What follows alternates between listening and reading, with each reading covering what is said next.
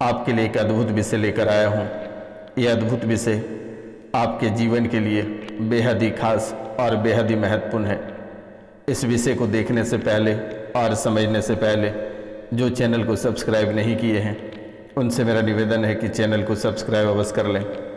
जो चैनल को सब्सक्राइब करेंगे उनको माता कामाख्या सीधे और विशेष फल प्रदान करेंगे। उनके जीवन के सभी काल कष्ट और पापों को हरण कर माता रानी एक नए जीवन देगी और एक नई दिशा और दशा की ओर आगे बढ़ने का राह दिखाएंगे। और जहाँ भी परेशानियाँ होगी माता कामाख्या स्वयं आकर उन परेशानियों को टाल देगी। इसलिए आपसे मेरा निवेदन है कि माता रानी के चरणों में कम से कम 5 लोगों से चैनल को सब्सक्राइब करवा देना। और जो लोग चैनल को सब्सक्राइब नहीं किए हैं वे स्वयं भी चैनल को सब्सक्राइब कर लें और कमेंट में जय माँ कामाख्या अवश्य लिखें। मेरे मित्रों, इस कलयुग की प्रधान देवी माता कामाख्या ही है और तंत्र विद्या का जनक भी माता कामाख्या ही है। माता कामाख्या से ही तंत्र विद्या शुरू होती है और यहीं पे तंत्र विद्या समाप्त होती है। चाहे आप कितने नाक रगड़ रहे, कितने राशिफल और ज्योतिषी के दरबार में माथे टेक लें, कितने सारे आप स्टोन पहन लें, लेकिन जब तक माता रानी की कृपा नहीं होगी तब तक आपका कभी भला नहीं हो सकता है। लाख आप टोपाज पुखराज और नीलम धारण कर ले, लाख आप बरगद के पेड़ या पीपल के पेड़ में पानी दे ले, लाख मंदिर के सामने माथा टेक ले, लाख पूजा अगरबत्ती धूप दीप दिखा ले, लेकिन कुछ नहीं हो सकता है। जब तक माता रानी नहीं चाहेगी तब तक आपके जीवन काल में कभी भला नहीं होगा, क्योंकि आपका जीवन पहले से ही बिगड़ा हुआ है। पिछले जन्म से लेकर आज तक भी आपके जीवन काल में एक भी शुभ कार्य नहीं हुआ और जीवन काल में दिन प्रतिदिन परेशानियां बढ़ रही है। परेशानियां थमने की नाम नहीं ले रही है। अगर यूं कहा जाए मेरे मित्रों कि आपके जीवन काल में शुभ शब्द कोई चीज़ ही नहीं है, अगर कहा जाए कि आपके जीवन काल में आपके ज़िंदगी में कोई शुभ नामक शब्द जो होता है वह मिट चुका है। आपका जीवन कलेश भरा है, सुबह उठते ही कलेश और शाम में सोते ही कलेश।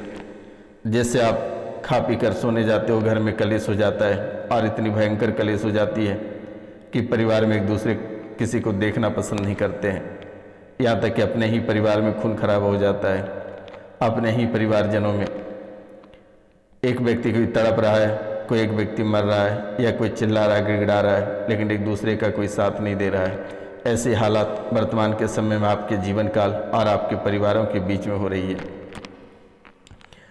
इसलिए मेरे मित्रों, आपसे मेरा निवेदन है कि माता रानी के चरणों में कम से कम 5 लोगों से चैनल को सब्सक्राइब अवश्य करा देना।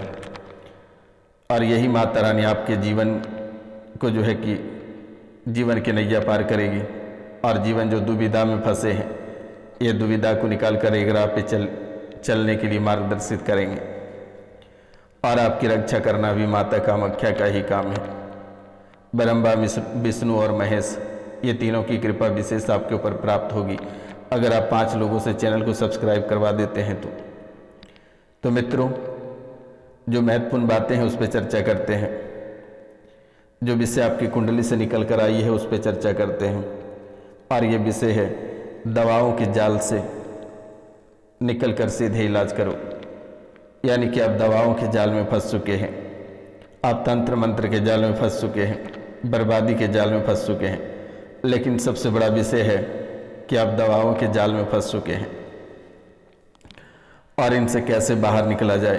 कहते हैं कि ना दुआ और ना ही दवा, सीधा इलाज। और मात्र एक मंत्र में आपकी बड़ी से बड़ी बीमारी अगर ठीक नहीं हो जाती है तो मैं समाधि ले लूँगा। आप जहाँ समाधि लेने कहोगे मैं वहीं ले लूँगा।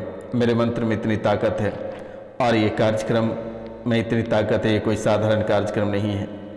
अगर आप इस कार्यक्रम को घर पे अगर चलाकर छोड़ देते हैं तो घर की सारी नकारात्मक शक्तियाँ कोसों दूर चली जाएगी। और अगर आप 3 दिन तक झाड़ा लगवा लेते हैं तो आपके जीवन काल से नकारात्मक शब्द, भूत प्रेत पिशाच और बड़ी से बड़ी बीमारी जड़ से समाप्त हो जाएगा। नंबर है 9934789024 यानी 9934789024 पे आप कॉल कर लेना मेरे मित्रों, और कॉल करके 3 दिन तक झाड़ा लगवा लेना। ये झाड़ा लगते ही आपके जीवन काल से जितनी सारी परेशानी और काल कष्ट हैं ये सब समाप्त हो जाएगा। घर से भूत प्रेत सब निकल जाएगा। आपको ना किसी तांत्रिक, एस्ट्रोलॉजर, मौलाना, ओझा, पंडित के पास जाने की आवश्यकता है। बस सीधा आपको फ़ोन करना है। अगर आपको कॉल करने में भी दिक्कत लगती है तो आप दिए गए नंबर पे अपना नाम, गोत्र और स्थान लिखकर मैसेज कर दें। मेरे द्वारा निःशुल्क ठीक कर दी जाएगी। आपको चिंता करने की बात नहीं है। तो मित्रों, 13-14 साल से, यानी 13-14 साल से दवा खा रहे हो लेकिन बीमारी में कोई राहत या सुधार नहीं है। ये 13-14 साल कोई कम समय नहीं हुआ मेरे मित्रों। 13-14 साल से दवा खा रहे हो लेकिन बीमारी में कोई राहत या सुधार नहीं है। दवा के कारण अंदर के सभी पार्ट डैमेज हो रहे हैं। हार्ट, लीवर, लंग्स, किडनी सब डैमेज हो रखी है।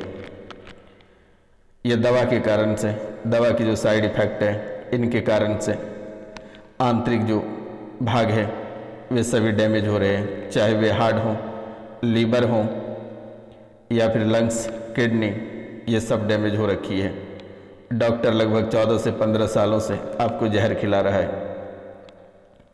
ये आपको दवा नहीं खिला रहे हैं, ये आपको जहर खिला रहे हैं। यानी 14-15 सालों से आप जहर खा रहे हो, जो कि वर्तमान में डॉक्टरों से भी भरोसा आपका उठ चुका है। और अब आप स्वयं कहते हो कि दवा नहीं खानी है, कोई काम नहीं कर रहा है। वर्तमान में दवा भी आप नहीं खा रहे हो। डॉक्टर चाहता है कि आप ज़िंदगी भर इलाज कराते रहो और अपनी जान दे दो।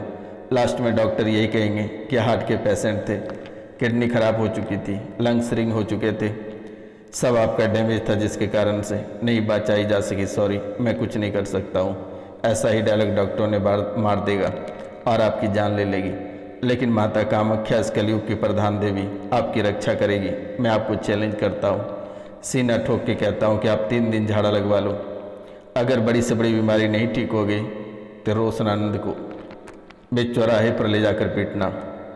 मैं ये भी आपको कह देता हूँ, ज़मीन के अंदर दफन कर देना, मुझे जिंदा दफन कर देना अगर आप नहीं ठीक हो जाओगे तो।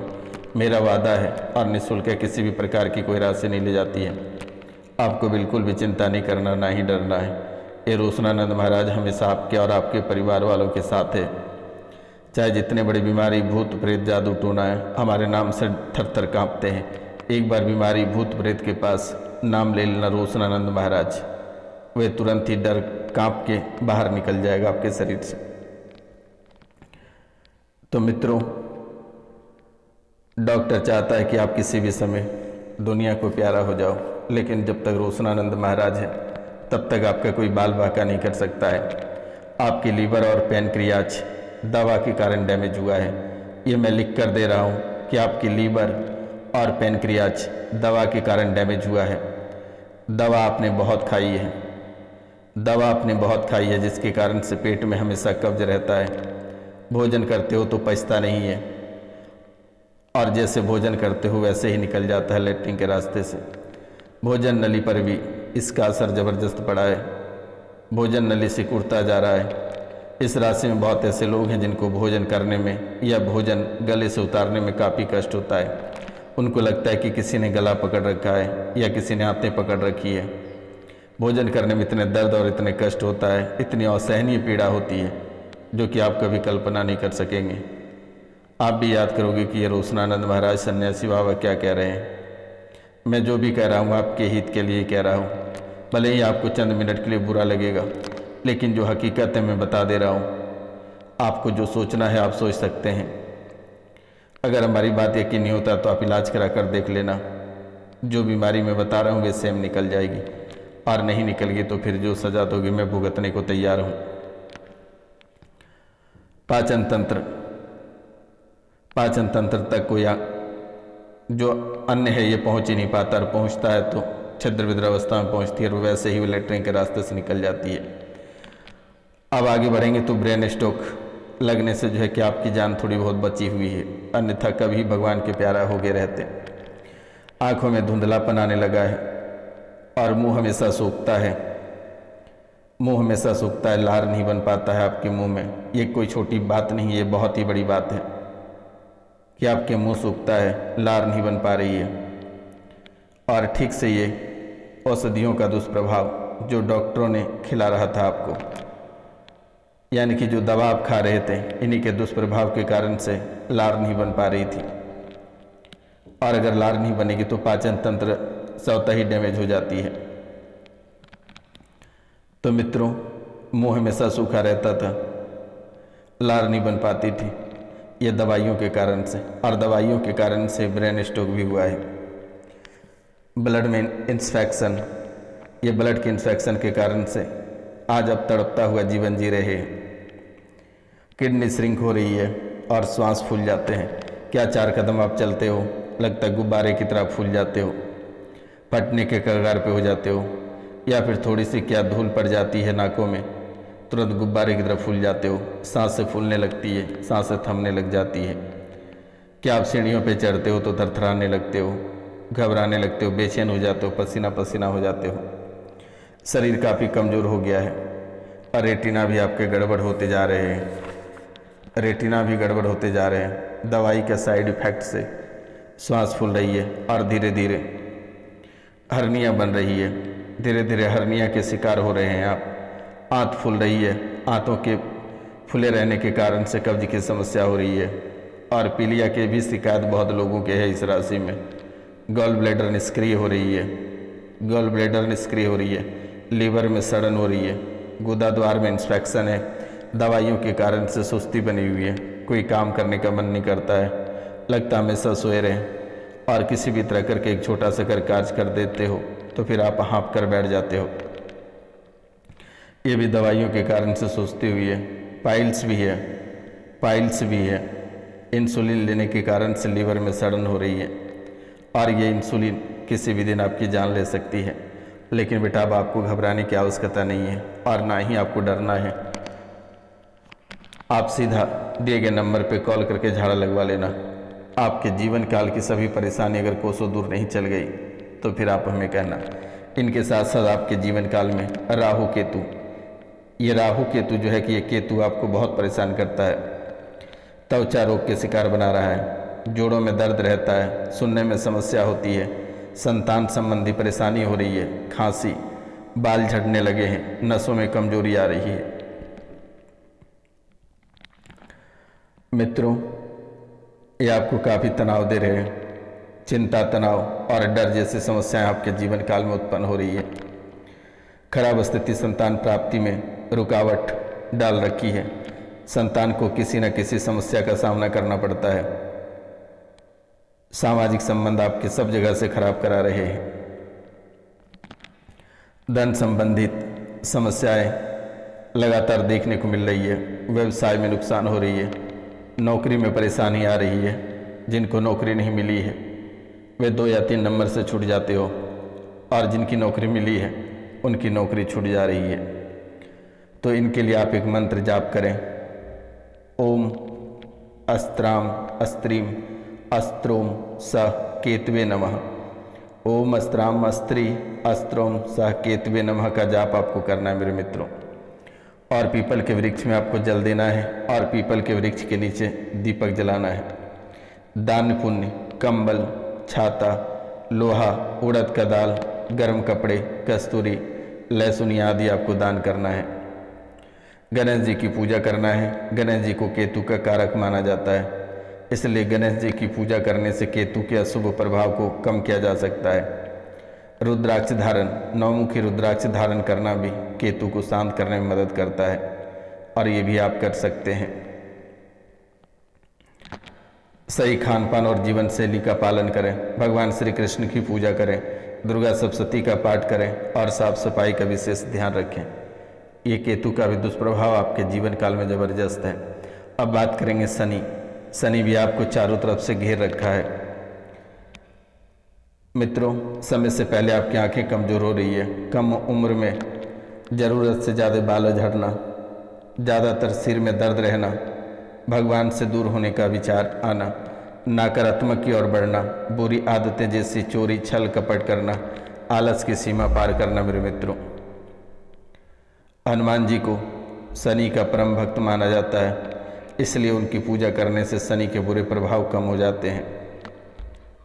शनि मंत्रों का जाप करें, शनि प्रसन्न होते हैं और उनके बुरे प्रभाव कम होते हैं। गरीबों को दान करें, गरीबों को दान देने से शनि प्रसन्न होते हैं और उनके बुरे प्रभाव कम होते हैं। शनि यंत्र धारण करें। शनि यंत्र धारण करने से शनि के बुरे प्रभाव कम होते हैं और व्यक्ति को मानसिक शांति मिलती है, क्योंकि ये शनि भी आपको कम नहीं सताया है। सात्विक जीवन शैली अपनाने से शनि प्रसन्न होते हैं, उनके बुरे प्रभाव को कम होते हैं। शुभ कर्म करने से शनि प्रसन्न होते हैं और उनके बुरे प्रभाव भी कम होते हैं। लेकिन ध्यान रखना है कि शनिवार को किसी भी प्रकार के तामसिक भोजन नहीं करना है, मांस मदिरा का सेवन नहीं करना है। अगर आप मांस मदिरा शराब या किसी भी प्रकार के तामसिक भोजन करते हैं तो आपके जीवन बर्बाद हो सकता है और एक नई परेशानी आपके जीवन काल में आकर खड़ी हो सकती है। पहले से ही आपके जीवन काल में काफ़ी परेशानी है और अगर आप परेशान होना चाहते हैं तो शनिवार को मांस मदिरा का सेवन करें, लोगों का अपमान करें। ये तुरंत ही अपने लक्षण दिखा देंगे कि आपको आपके जीवन को कैसे बर्बाद करना है, कैसे आपके जीवन को तड़पाना है। तो मित्रों, आज का कार्यक्रम यहीं तक था। आप सभी को नमस्कार, प्रणाम। मिलते हैं हम आपसे अगले वीडियो में।